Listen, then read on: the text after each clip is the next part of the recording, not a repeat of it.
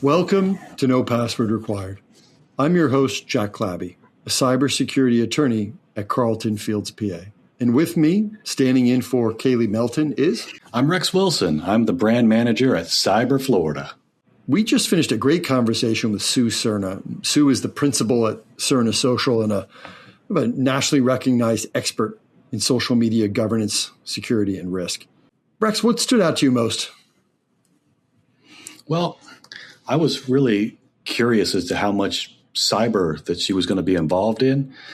But like the thing that really impressed me the most was she transitioned from working in the corporate world into running her own business.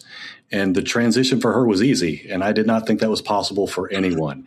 I think like doing especially a small business in a field where everybody thinks that they're an expert. But she was able to use her contacts and, have a client base like right off the bat, which I think is super unusual and super awesome and speaks to the power of networking. Yeah. Young people, if we've got any young listeners, network, meet everybody, and it'll pay dividends. It really matters. And she's proof.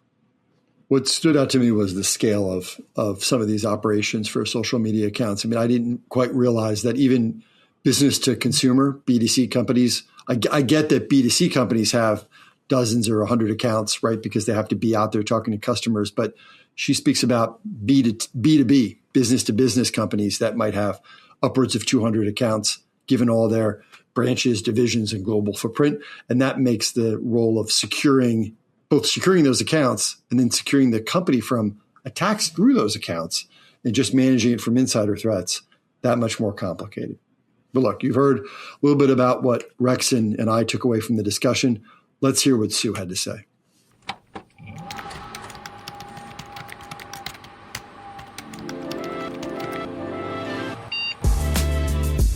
Welcome to No Password Required, a podcast dedicated to showcasing the top personalities in the world of cybersecurity.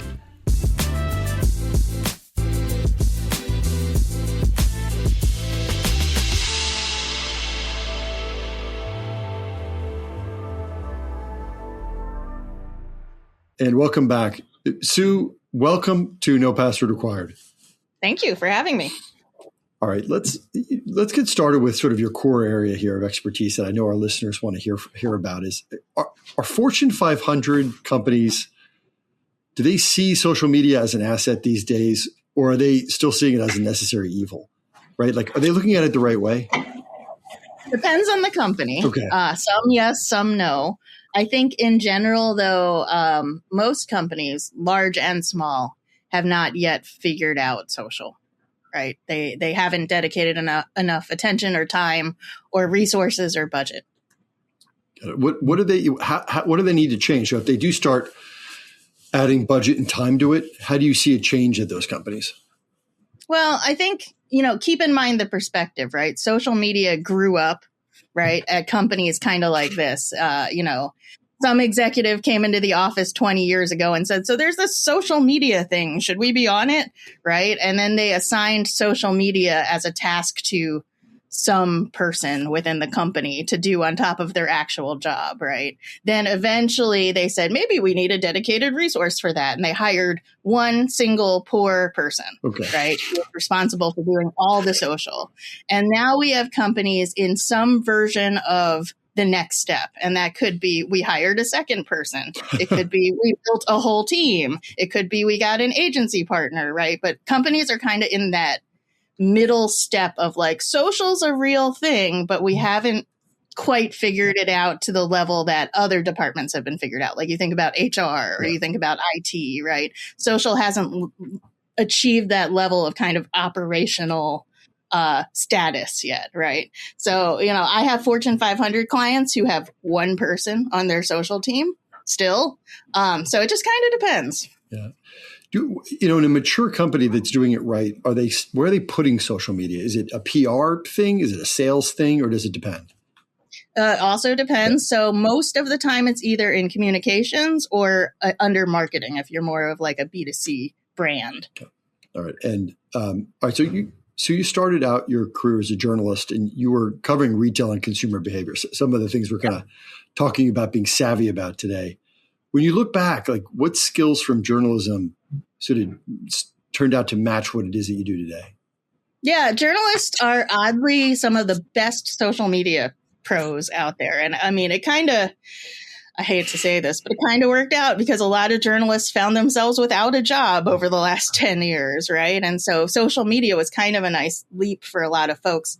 My old team was half journalists, and that was not a mistake, right? Journalists can write quickly. They can write quickly and accurately. They can do it on deadline. They know AP style. They know how to ask good questions. They know how to push back in a polite way, right? You know, like all of these kind of soft skills, they're naturally curious people, right? And so all those soft skills actually equal a really good social media person. Oh, wow. And then you just have to train people on how to take those skills and apply them to a new discipline, right? Well, see, the thing I was, in terms of like when we speak to journalists, is getting excited about having sources and knowing who to call. Like if there's a fire, knowing the line to get the police chief's quote, right? And you kind of the resourcefulness, I imagine, for modern social media probably translates to some degree. Yep. So if you imagine you're let's say, the lone social media person for your whole company, which does happen, right? Part of your role is knowing who to call when you get a question. Like, so, you know, when you're the person with the hands on the keyboard for the company, everyone just assumes you're this omniscient being that can answer any question, right? But you're not. So you have to actually basically be a reporter inside your own company and develop sources so that you have people to go to for each subject area or each business group or each division of the company, whatever it may be, right? You actually have to kind of source your internal experts the same way you would if you were a reporter. So it actually is extremely applicable to know. At some point, we had a document of, you know, that was pages and pages and pages long. That was just like, if it's about this, call this person. If it's about this, call this person, because that's how complex it gets. Yeah, right. You're just like you would if you're writing for a paper of record. Whatever you say is going to be ascribed to the organization. It's got to be right. So you have to have your trail. Well, and we all know on social media, if you get it wrong, the internet is going to tell you really fast, right? The single greatest source of truth. Yes. And it is very much like being the paper of record, teaching people to verify information and not just post stuff, right? Like those reporting skills come in really handy. That's great. Yeah, it is so embarrassing to say, yes, I know my social media said that, but that was my social media person who posted it and they didn't have my authority. And you're like, wait a minute. Not an excuse. Once you put it out there, it's out there, right? Exactly. It's already gotten gobbled up. And what is it? And even if you delete it, someone's already taken a screenshot and, you know, you lose. All right. So tell us a little about your personal story, because, you know, after you were a journalist and you made that pivot. And I know your first role was at Cargill, created specifically to focus on social media. How did you make the change? And how did they come up with that role? And tell us a little bit about that. Yeah. So the answer is blind, dumb luck. So the backstory here is my husband and I were in Raleigh, North Carolina, where we had moved for work. We were both reporters at the Raleigh News and Observer. And after 7 years there, we decided we wished to live in a not hot climate. And we started kind of narrowing down our options, and we ended up really focusing on Minnesota. And it was like, okay, so if we want to move to Minnesota, how are we going to get there? And we tried for a year to get a job and have the job pay for the move and it just did not work. So we both quit our jobs and we moved ourselves to Minnesota with no job lined up for either. Wow, that's brave. That's cool. In the middle of a recession. And I kind of was really wide open. I could take another journalism job. I could go work at an agency. I was exploring all kinds of options. And then magically, one Friday night, I saw this job posting from this company I'd never heard of called Cargill. And it was I remember distinctly, it was written by the woman who would become my boss. Mm-hmm. And she was a former Knight Ridder editor. Oh, wow. And the job posting literally began, "Are you a former reporter who blah, blah, blah, blah, blah?" And I was like, that's me. That's so me. It's a good lead. It gets right to it. She knew who she wanted. Yeah. We had a great interview, and like the rest is history. Oh, wow. Does it feel like a newsroom? I mean, did it feel like it was, editor working with the journalist kind of a thing? Like, does it feel like For us, it did, because the first 3 people she hired, including myself, were all former business reporters. So we treated it like a newsroom. And, I remember we typical office, right? We had 6-foot high cubicle walls and stuff. And we asked our facilities people if they could remove the top half of the wall so we could all look at each other like a kind of like a pit, bullpen, like a proper newsroom bullpen. Yeah. Oh. And like our facilities folks were so confused by this request. They were like, "You want to do what? Why would you do, like, you just want to move the top, like you want to be able to talk to each other?" Oh, Wait, you wanted higher? I don't understand. More wall? It was so, we had to go like 3 or 4 rounds of them going, "Are you sure? Like, are you sure this is what you want?" Somebody else heard you were doing that and wanted to take the top of your part and make theirs higher. Well, then, of course, fast forward a couple of years and they demolished the whole building and went open office and nobody had any walls. So, Yeah. Oh, my goodness. Yeah, that's the direction things are moving in at that time anyway. Yeah. But that's how I got there. And it just was really good, dumb luck. What does it look like to build, like if you're building social media from scratch? I'm not saying that's what they were doing, but like what does that process look like to start at 0 and then try to accelerate it like that? It is what we were doing. Yeah. I was the second ever social media employee at Cargill after the woman who hired me. For each company, it's different. Like I said, I feel like a lot of companies start with, "Oh, we should be on social media. Oh, that's a real job. Okay, we're going to hire one person." Yeah. And then the path from there varies, often depending on who you are, right? If you are Southwest Airlines, you're going to build a community of community managers. You're going to have 20, 30, 40 people that do nothing but respond to people online and take incoming stuff, right?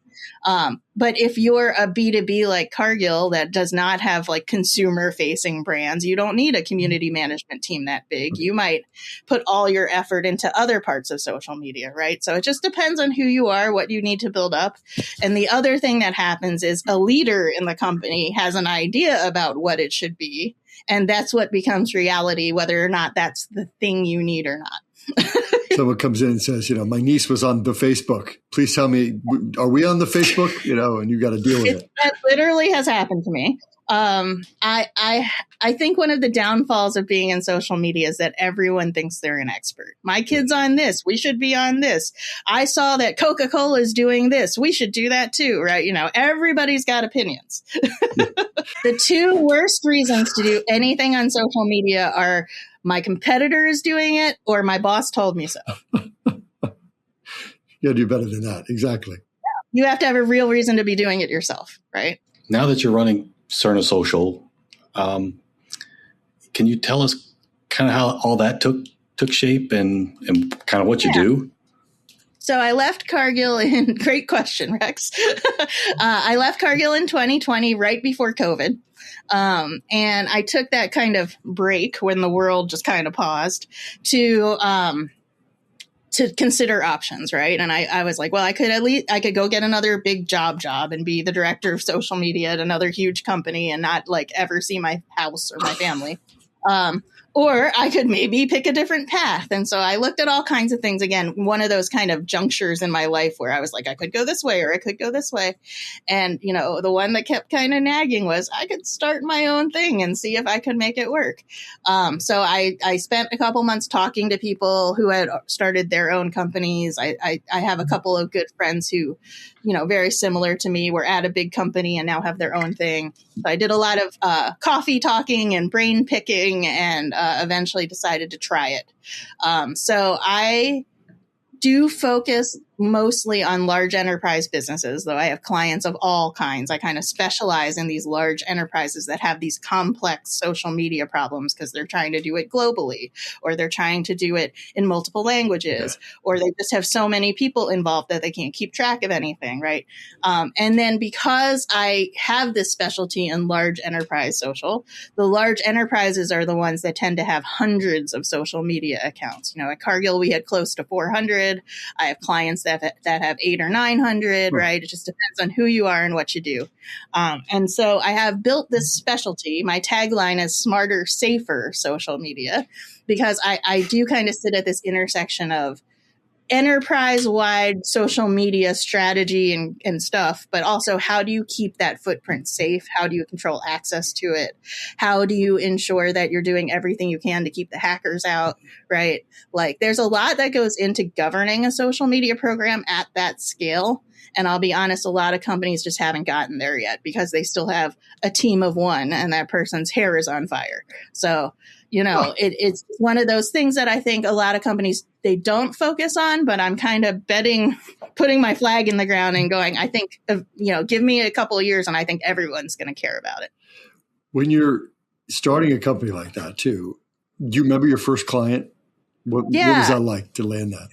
So I was very, very, very fortunate because of my role at Cargill. I have a very big network of other social media pros that run social media at all the biggest companies you can think of, and a lot of other professional contacts. So my first year in business, probably all of my business came from referrals from people I know or from people I know themselves hiring me. So I was very, very, very lucky that my network came through huge for me. Huge for me. So the first client was an individual that needed help, but it was a nice way to put your toe in the water, right?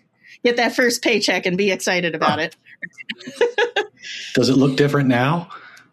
Yeah. The amount's got bigger, but no, to be very honest, most of my business still comes through my network. I actually stopped running ads because the ads weren't getting me anything. It is kind of a niche specialty, but I think I know enough people, not to sound too egotistical, but I think my network is big enough. And so many people know that I'm kind of like the social safety expert that I get a lot of referrals from folks. And that is very nice. Well, you talked a little bit about where social media lives in different companies, marketing or PR. One place it doesn't live is cybersecurity. And can you kind of tell us about how the communication breaks down between cybersecurity and social media in large companies? Yeah. So if we were having this conversation 10 years ago, it would have been social sits in either communications, marketing, or IT. There was a point where social sat in IT at some companies, right? Now it's pretty much all marketing or comms. It's been kind of decided by the universe that social is a communications channel, which it is, right?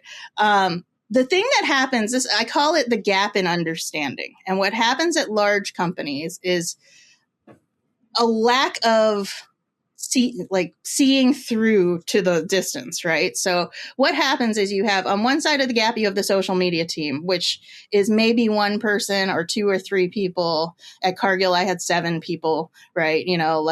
Most teams that do social are small and mighty, and I would argue under-resourced, right? And these people are on call 7 days a week. My team worked 365 days a year. They're trying to manage all the outgoing social media, all the incoming social media, and also don't discount the amount of internal conversations that have to be had with all those people that think they're an expert and have an idea about social. It takes a lot of time, right? So these people, I literally would work 70 hours a week pretty much all the time, right? Because I had a global role. I would go do my job during the day. I'd come home, eat dinner, and get on the phone with Asia, very, very common. So these folks do not have time in their day to go, hey, we have big gaps in our security, but and it's going to be a ton of work to untangle that. And we're going to have to talk to everybody that owns a Facebook page and tell them why it's important that they play by the rules, right? If you understand the scale of this, right? At Cargill, we had 150 Facebook pages. So, I would have to identify all of them. First of all, I'd have to know what they were and then figure out who owned each one and then talk to that person, right? Are these, so when you say 150, do you mean like 150 official Facebook pages or just employees who happen to have their own there's Facebook? The Cargill Inc. pages, then there's the Cargill Europe pages, then there's the China set of channels, which is totally different. Then there's brands, right? So Cargill does have a couple of brands, and so those each have their own sets of channels. That's how you get to many hundreds of accounts. Wow. Right? Okay, that makes sense. And then the folks in Canada want to do it in French, and it just goes on and on and on and on, right? So social teams just like hair on fire all the time. And then on the other side, you have IT, compliance, InfoSec, all those folks that have good intentions, but don't understand don't understand how complicated and hard it is. Yeah. And they don't even understand, if I'm being very honest, the mechanics of how social media works. Okay. Right? They've never taken a deep dive. They've never asked their social team to walk them through. A lot of IT folks are not even aware that for Facebook access, like if I want access to my company's Facebook page, that access is provisioned through my personal Facebook profile. There's no username login to get into that. So if somebody hacks my personal Facebook page, they can get all the way into my company's page from there. Right. And a lot of IT departments don't even understand that that's how it works. And therefore they haven't identified the risk. Right. Yeah. So there's just this gap in understanding, this lack of the social team going, we have a problem, and the IT team knowing enough to identify the problem. And so it just slides through the cracks until there's a problem, which is when people call me. Well, can you give an example of, without naming names, of just, a social media incident that kind of forced some of the leaders to rethink their approach to security? Yeah, I mean, good example is a client I had last year, large client in the financial space, which adds another level because they are a regulated industry and they have even more restrictions on what they can do on social. So since they were in financial, FINRA applies to everything on social, right? So they had exactly what I was just describing, an individual whose personal Facebook got hacked. That allowed the hacker to get into their business manager account, which is the meta account where you kind of keep everything, right? So you've got your Facebook pages, your Instagram accounts, your ad accounts. You control access through business manager. So this hacker was able to get into their main business manager account and from there take control of it. Wow. So they got control back, but then that caused them to go, why is our security having issues? And they did a huge audit, and they hired me, and we did a backtrack exercise where we looked at how that happened, and then we looked at how to fix it, and then we did a whole cleanup effort, right? It was a big project, but that's how you get into those situations. It can also be something as simple as Joe left the company, right? Yeah. And took the Facebook page with him because we didn't have a backup admin. It can be, we fired Carl and Cargill had the Twitter account password and he got in there and changed the password and now he's posting nasty things. That can happen, right? There's a lot of versions of this. Do you get rogue account issues too, or just imposter accounts? I once had an imposter account, and our legal department sent them a cease and desist order, and it turned out the guy was an artist, and he was trying to generate cease and desist orders from companies because he wanted them for an art thing he was doing. Listen, next time, just call us for a cease and desist letter before you post. We'll just send it to you. Social are crazy. And if your company's big enough, then there's conspiracy theories about your company, and then there's it just gets like layers and layers deep, right? If there's one thing that, you could tell a company about social media security that they might not know, what advice would you give them? Oh, number one, guaranteed. You've got to own everything. Okay. You got to own your ad accounts. You got to own your accounts. You got to own your login credentials. You got to own the tool passwords. This is the number one fundamental thing that companies get wrong. One of two things happens. They either allow their agency partner to own their stuff, which is a terrible idea for 18 reasons. I have a blog post about it if anyone wants to Google it. And then, the other thing that happens is companies that tend to be decentralized because of their scale allow their internal teams to run social based on what's going on inside the company, right? So you'll end up with these things where it's like a company the size of Cargill, for instance, can have dozens of business divisions, right? Or dozens of brands. Think of a company like 3M, Post-it Note, Command Strip, Scotch-Brite, right? Tons and tons of stuff going on. And the teams will go, well, because this is how we work internally, we need our own Facebook page or we need a separate Instagram account. Yeah. And the thing that folks don't understand is if you let your people just do whatever they want, you end up with a hot mess online, and it doesn't make sense when you look at it as a whole, right? So, from the outside world, you are one company with one name and theoretically one social media account. So if your consumer gets consumer behavior, right? If your consumer gets online and they search Cerna Social and they see 28 different Cerna Social pages, they're not going to care. They're just going to click on the main one, the one with the verified check mark, and go there, right? And so that's the other thing that happens is companies allow their social media footprint to get out of control because they let the internal politics dictate how we do social as a company. And that is backwards. What's one social media belief that you might see, I don't know, in somebody's LinkedIn feed that, might inspire you to jump in and argue that they're dead wrong? Not to argue that much with people online, but the one that would get me would be social media is free. And I would tell you the honest answer. That has been the answer to the question for the last 20 years. People still think social media is free, and it's not. It's just not. It takes time. It takes people. It takes tools. It takes budget. It's actually quite expensive depending on what you're trying to do.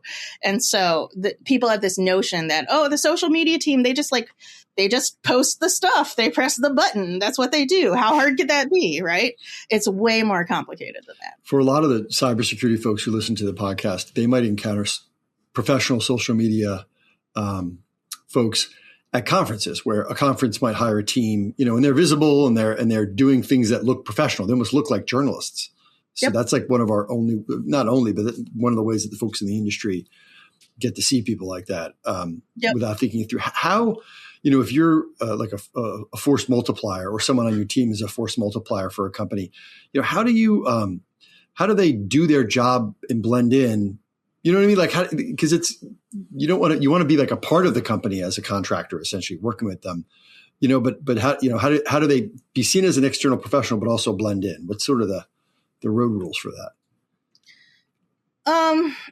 I think a lot of it for me relies on my expertise, right? Like people bring me in, they pay my hourly rate, which is not small, right? Like they bring me in because they trust me as an expert. I will be honest and tell you, a lot of times the internal social team knows exactly what needs to be fixed. They just can't get over the line in terms of making the compelling argument, right? Yeah. And so sometimes, to be super honest, I'll meet with the social media team and I'll say, okay, so what are the things you guys have been banging the drum about that you can't make any progress about? And they say, well, it's this, this, and this, and I need another person, because that's always the end of the list. I need more bodies.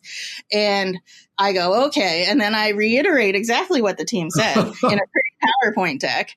And the leadership goes, the outside expert says this, right? I mean, awesome. Some of it's just smoke and mirrors, if we're being really honest.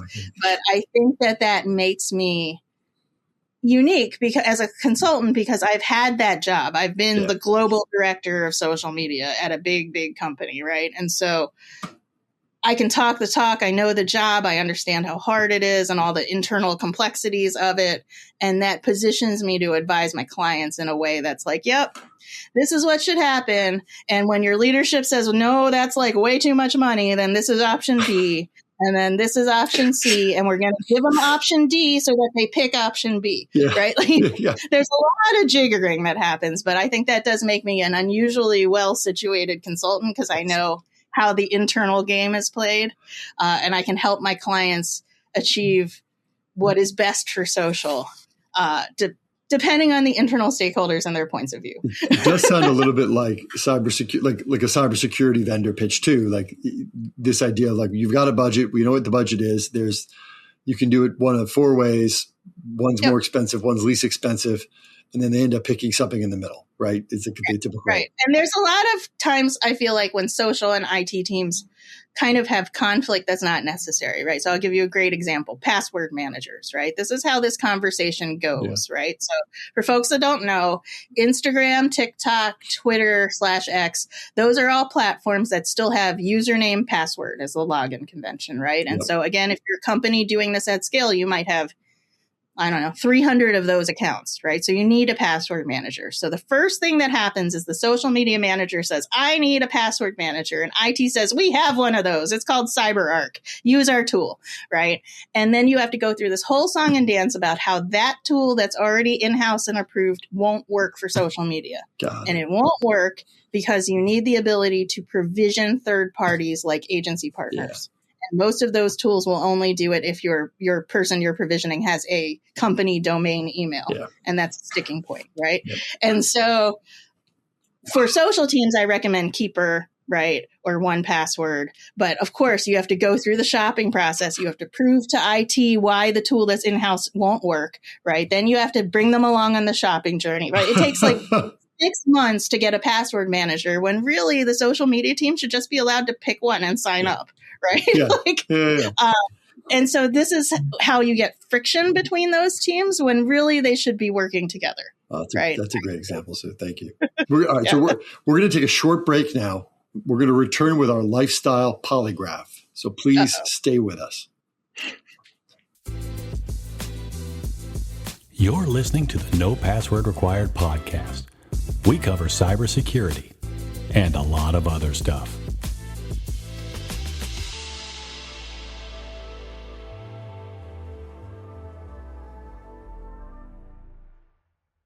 Welcome back.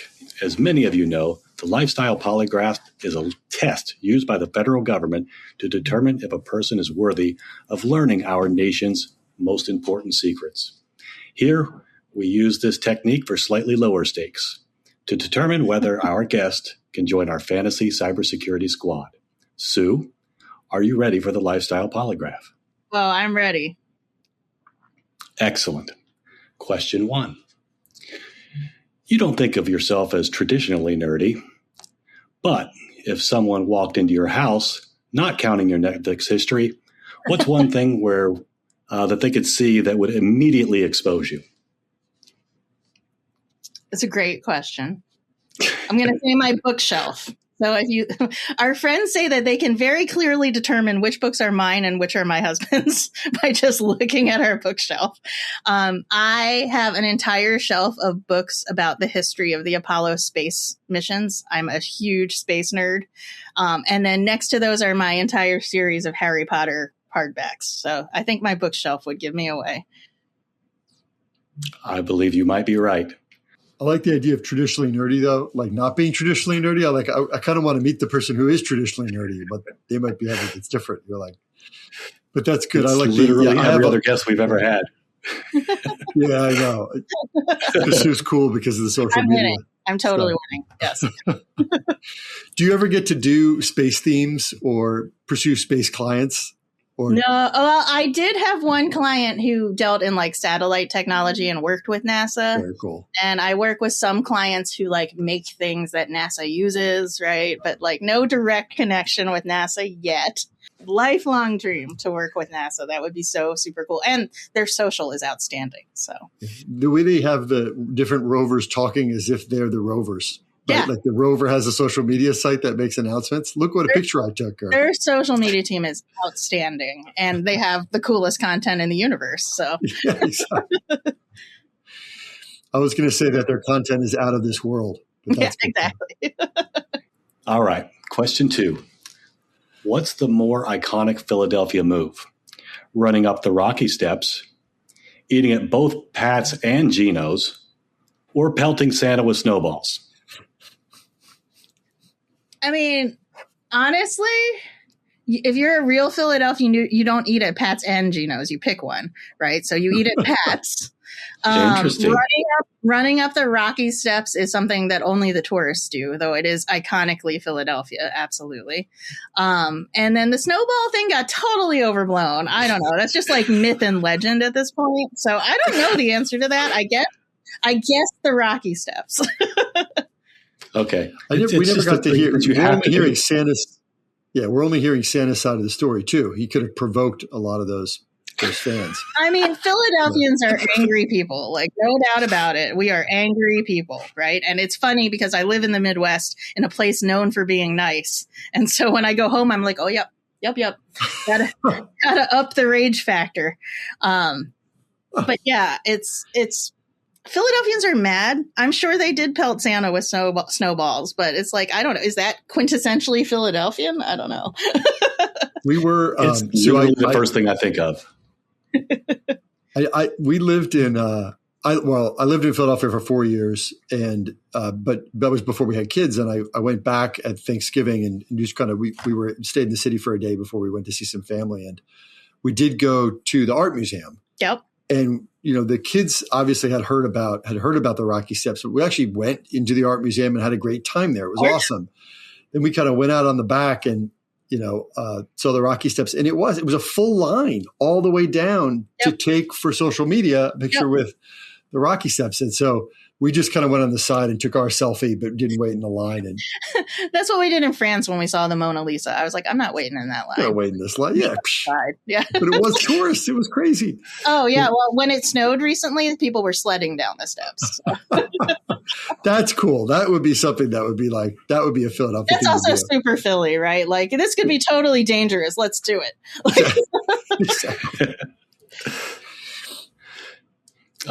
So question 3, you've got a passion for all things canines and specifically beagles. So we've come up with this beagle inspired question.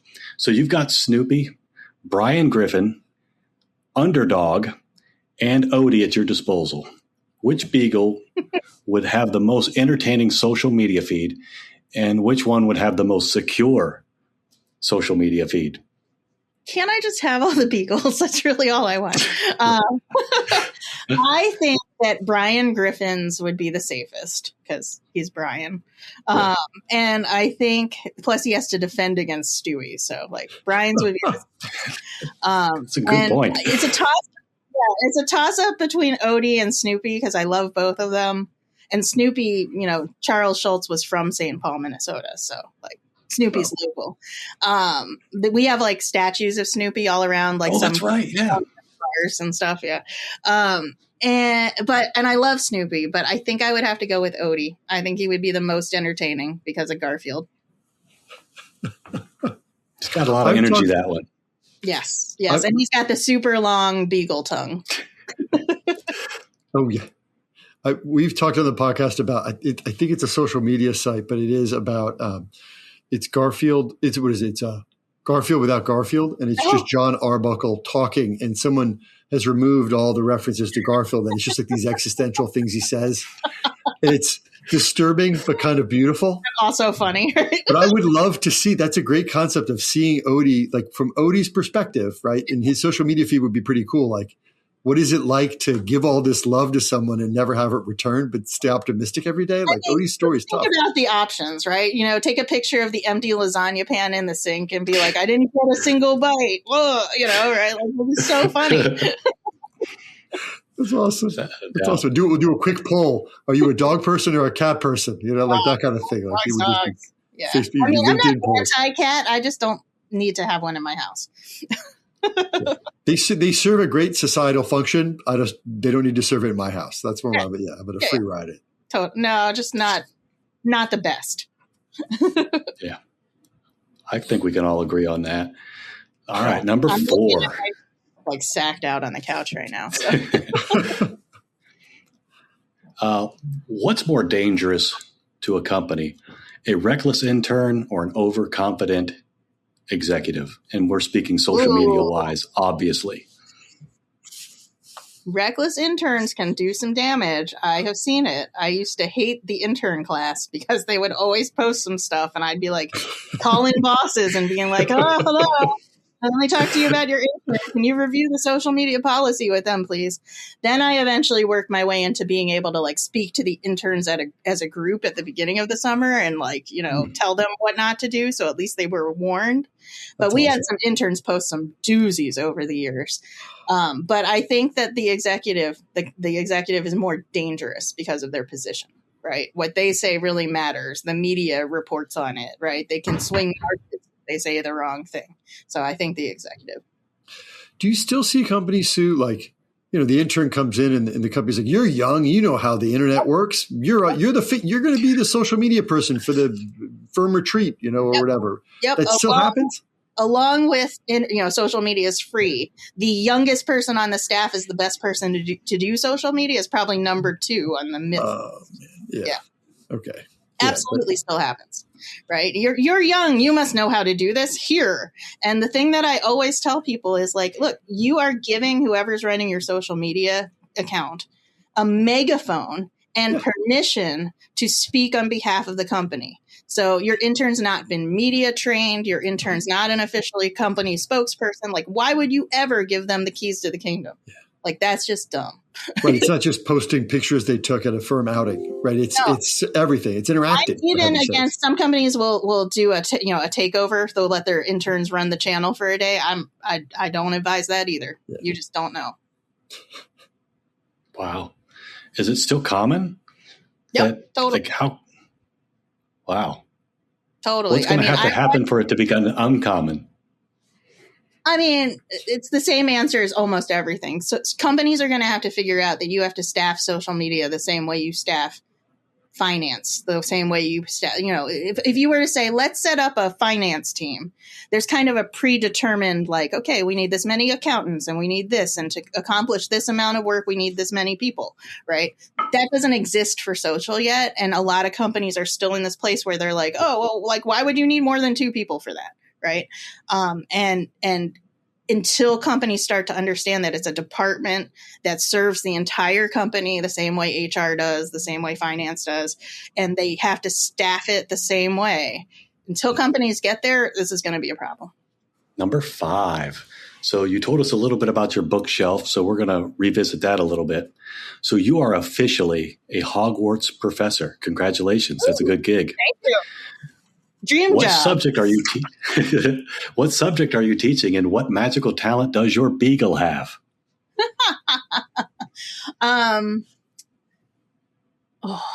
So many good subjects to teach. I mean, I think given my passion for animals of the canine persuasion, we would have to be magical creatures, right? Like, I would totally dig magical creatures. That would be really fun. And my beagle would have the ability to magically open the trash can. That's what he would do.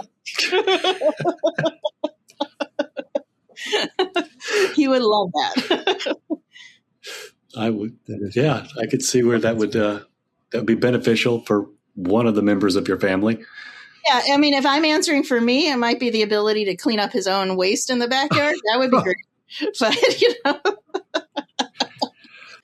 We had a beagle who, when we were growing up, it was a rescue dog that we took from that we had. And it was mostly beagle, but also something else, and we never figured it out. It was in the days before you could do genetic testing. And it was just the sweetest and greatest dog of all time.